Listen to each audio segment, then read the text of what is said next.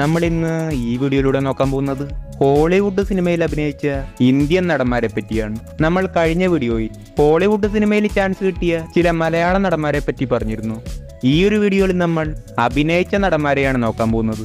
ലിസ്റ്റിലായത് കമൽഹാസനാണ്. Kamal Haasan Hollywood സിനിമയിൽ അഭിനയിച്ചിട്ടില്ല എങ്കിലും ഏറ്റവും വലിയ ഹോളിവുഡ് സിനിമയിലൊന്നായ ലോകത്തിലെ തന്നെ വലിയ നടന്മാരിൽ ഒരാളായ സിൽവസ്റ്റർ സ്റ്റലോണിന്റെ റാംബോ എന്ന സിനിമയിൽ കമൽഹാസൻ വർക്ക് ചെയ്തിരുന്നു. ഈ ഒരു കാര്യം നമ്മൾ പല വീഡിയോയിലൂടെ പറഞ്ഞിട്ടുണ്ട്. സിനിമയിൽ വരുന്നതിന് മുമ്പ് കമൽഹാസൻ മേക്കപ്പ് ആർട്ടിസ്റ്റ് ആയിരുന്നു. റാംബോ 3 എന്ന സിനിമയിൽ ജൂനിയർ മേക്കപ്പ് ആർട്ടിസ്റ്റ് ആയിരുന്നു കമൽഹാസൻ. പേരുകേട്ട മേക്കപ്പ് ആർട്ടിസ്റ്റായ മൈക്കിൾ വെസ്മോർ ആയിരുന്നു റാംബോ സിനിമയുടെ മേക്കപ്പ് ആർട്ടിസ്റ്റ്. ഇദ്ദേഹത്തിന്റെ അസിസ്റ്റന്റ് ആയിരുന്നു കമൽഹാസൻ. കമൽഹാസൻ റാംബോ സിനിമയ്ക്ക് വേണ്ടി സിൽവസ്റ്റർ സ്റ്റലോണെ വരെ മേക്കപ്പ് ചെയ്തിട്ടുണ്ട്. അടുത്തത് നമ്മുടെ അമിതാഭ് ബച്ചനാണ്. ടൈറ്റാനിക് നായകൻ ഡികാപ്രിയോയും നമ്മുടെ സ്പൈഡർമാനായ ടോബി മഗ്വയറും ഒന്നിച്ചഭിനയിച്ച ഗ്രേറ്റ് ഗേറ്റ്സ്ബേ എന്ന സിനിമയിൽ അമിതാഭ് ബച്ചൻ ഒരു ഗ്യാങ്സ്റ്ററിന്റെ ഗസ്റ്റ് റോൾ ചെയ്തിരുന്നു.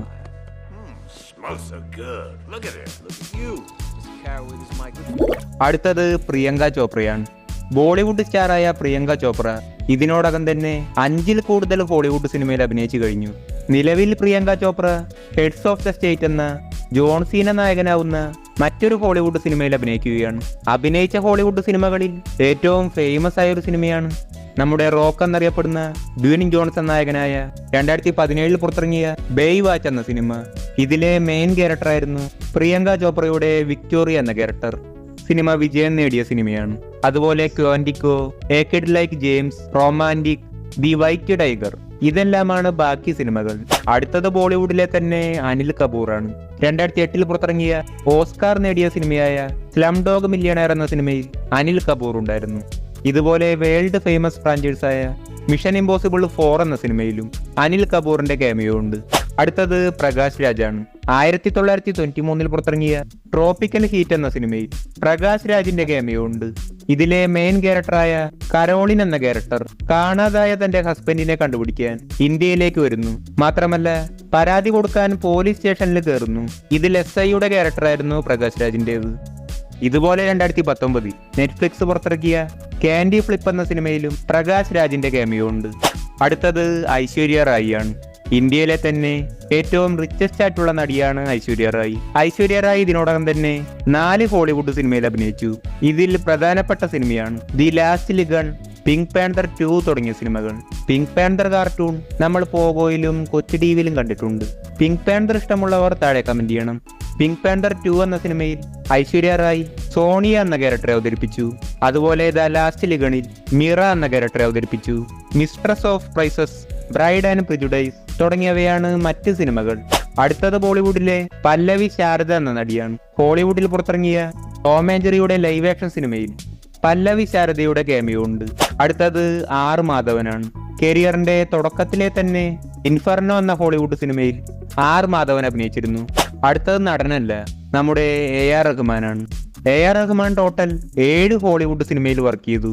ഇൻസൈഡ് മാൻ, 2007 പുറത്തിറങ്ങിയ എലിസബത്ത് ദ ഗോൾഡൻ ഏജ്, 2008 പുറത്തിറങ്ങിയ സ്ലം ഡോഗ് മില്യണയർ, 2010 പുറത്തിറങ്ങിയ 127 ഹവേഴ്സ്, 2017 പുറത്തിറങ്ങിയ വിക്ടോറിയ ഹൗസ്, 2019 പുറത്തിറങ്ങിയ blind by light, Muhammad the messenger of God തുടങ്ങിയ സിനിമകളാണ് AR റഹ്മാന്റെ ഹോളിവുഡ് വർക്കുകൾ.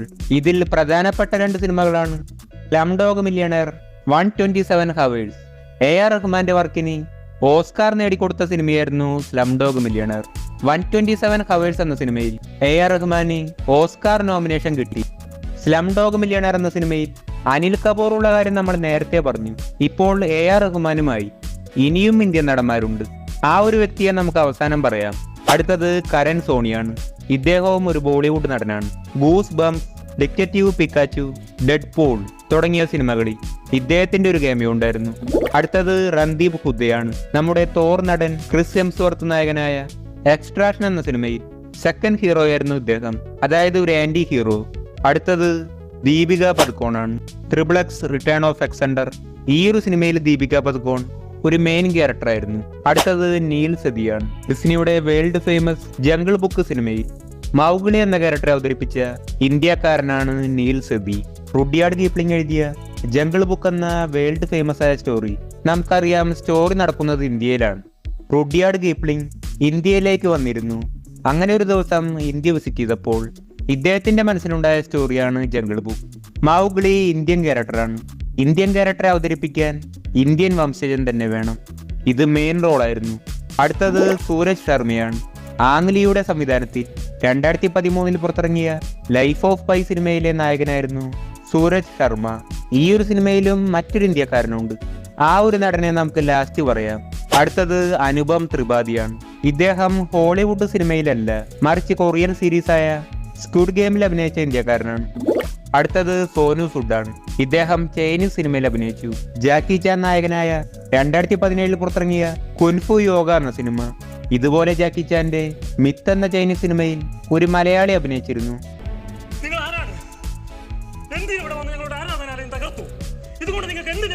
ഇതുപോലെ അഫ്സാൻ അഷാദ്, ഷിഫാലി ചൗധരി തുടങ്ങിയ നടിമാർ വേൾഡ് ഫേമസ് ആയ ഹാരി പോട്ടർ സീരീസിൽ പാർവതി പട്ടേൽ, പത്മ പാട്ടിൽ തുടങ്ങിയ ക്യാരക്ടേഴ്സിനെ അവതരിപ്പിച്ചു.